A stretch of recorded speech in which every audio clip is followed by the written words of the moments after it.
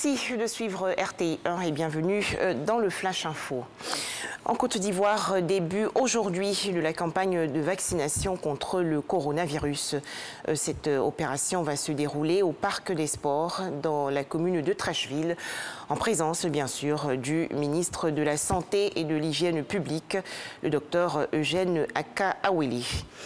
Écoutons à cet effet le professeur Mamadou Samba, directeur général de la Santé. Sur tout le monde, la Côte d'Ivoire a fait le choix de vaccins sûrs et efficaces, préqualifiés par l'OMS. Donc il n'y a pas de doute sur la qualité des vaccins disponibles en Côte d'Ivoire.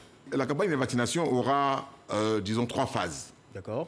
On aura une première phase qui démarre demain, qui concerne les populations cibles, c'est-à-dire le personnel de santé, les forces de défense et de sécurité et les enseignants. Ensuite, nous aurons une seconde phase où seront concernées toutes les personnes âgées de plus de 50 ans et ceux porteurs de maladies chroniques. Enfin, une dernière phase, la phase la plus grande, concernera toutes les personnes âgées de 18 ans à 49 ans, de sorte qu'on puisse couvrir l'ensemble de la population.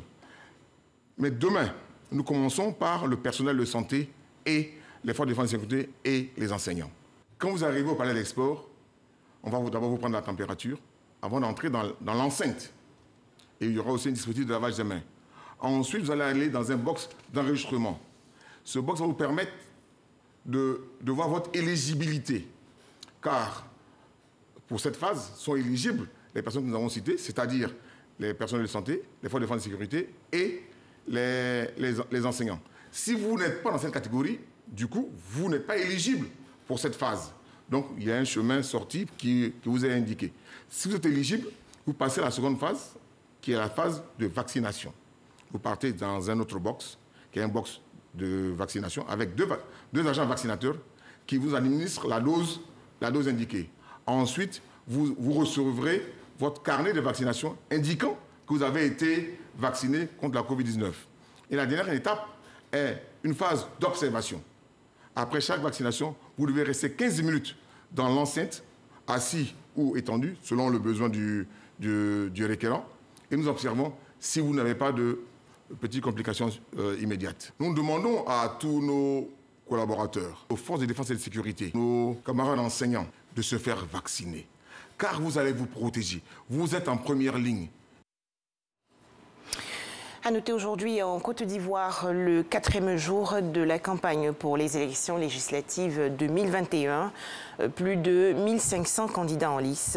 Objectif, renouveler le 6 mars prochain les 255 sièges de députés à l'Assemblée nationale. Toujours en Côte d'Ivoire, le lancement il y a quelques jours par la Banque du Trésor de 7 nouveaux guichets automatiques dans la commune du Plateau. Objectif, renforcer la proximité avec la clientèle. En image, l'actualité hors de chez nous, au Tchad, l'opposant Yaya Dillo Djerou, candidat à la présidentielle de avril 2021, déplore l'assassinat de plusieurs de ses proches.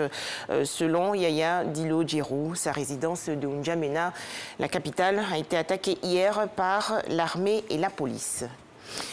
Au Niger, la garde à vue de l'opposant Amadou Ama prolongée. Il est soupçonné d'être l'instigateur des violences survenues après le second tour de l'élection présidentielle remportée par Mohamed Bazoum.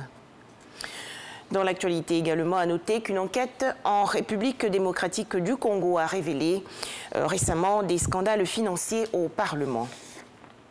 Enfin, ce lundi 1er mars 2021, nouvelle audience en Birmanie du procès de l'ex-dirigeante Aung San Suu Kyi.